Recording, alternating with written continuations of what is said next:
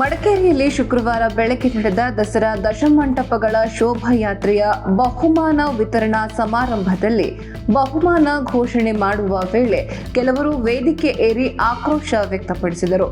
ಈ ವೇಳೆ ಗುಂಪನ್ನ ಚದುರಿಸುವಾಗ ಕಿಡಿಗೇಡಿಗಳು ಡಿವೈಎಸ್ಪಿ ಸೂರಜ್ ಹಾಗೂ ಹೆಡ್ ಕಾನ್ಸ್ಟೇಬಲ್ ಉದಯ್ ಅವರ ಮೇಲೆ ಹಲ್ಲೆ ನಡೆಸಿದ್ದಾರೆ. ಇಬ್ಬರನ್ನು ಆಸ್ಪತ್ರೆಗೆ ದಾಖಲಿಸಲಾಗಿದೆ. ಪೊಲೀಸರು ಲಘು ಲಾಠಿ ಪ್ರಹಾರ ನಡೆಸಿ ಆರೋಪಿಗಳನ್ನ ವಶಕ್ಕೆ ಪಡೆದಿದ್ದಾರೆ. ಗುರುವಾರ ರಾತ್ರಿ ಆರಂಭವಾಗಿದ್ದ ಶೋಭಾಯಾತ್ರೆ ಬೆಳಗ್ಗೆಯವರೆಗೂ ನಡೆದಿತ್ತು.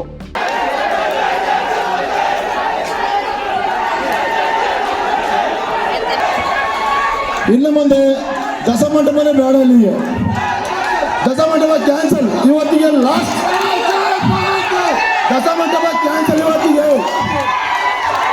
ನಮ್ಮನ್ನ ಬ್ಯಾನ್ ಮಾಡೋದ್ರೆ ಬ್ಯಾನ್ ಮಾಡಲಿ. ಶ್ರೀ ಕರಾವಳಿ ಬಗ್ಗೆ ಹೇಳ್ತಿರೋದು ಬ್ಯಾನ್ ಮಾಡೋದ್ರೆ ಬ್ಯಾನ್ ಮಾಡಲಿ. ಆ ತಾಕತ್ತಿಗೆ ಬ್ಯಾನ್ ಮಾಡೋದ್ರೆ ಬ್ಯಾನ್ ಮಾಡಲಿ. ನಾವು ಬಿಡೋದಿಲ್ಲ ಅಂದ್ರೆ ಬಿಡೋದಿಲ್ಲ. ಇದು ತಾಕತ್ತಿದ್ರೆ ಬ್ಯಾನ್ ಮಾಡಿ. ಅಣ್ಣ ಮೋಸದಿಂದ ಯಾಕೆ ತಗೊಳ್ತೀರಣ್ಣ? ಲಾಸ್ ಆಗಿದೆ ಸೌಂಡ್ಸ್, ಅದಕ್ಕೆ ತಗೊಳ್ರಿ.